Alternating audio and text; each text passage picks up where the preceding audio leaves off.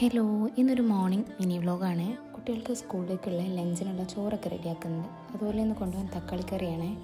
അപ്പോൾ തക്കാളിക്കറിയും ചോറൊക്കെ റെഡി ആയിട്ടുണ്ട്. ചോറ് റൈസ് കുക്കറിൽ ഒരു 10 മിനിറ്റ് ഇറക്കി വെക്കുകയാണ്. ഈ സമയം കൊണ്ട് നമുക്ക് രാവിലത്തെ ബ്രേക്ക്ഫാസ്റ്റിനുള്ള ചപ്പാത്തി റെഡിയാക്കാം.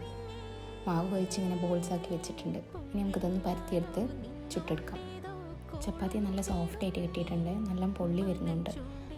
ഈ സമയം കൊണ്ട് നമുക്ക് റൈസ് കുക്കറിലുള്ള ചോറ് വെന്തിട്ടുണ്ടോ എന്ന് നോക്കാം. 10 മിനിറ്റ് അല്ലെങ്കിൽ ഒരു 15 മിനിറ്റ് അതിനുള്ളിൽ തന്നെ ചോറ് റെഡി ആയിട്ടുണ്ട്.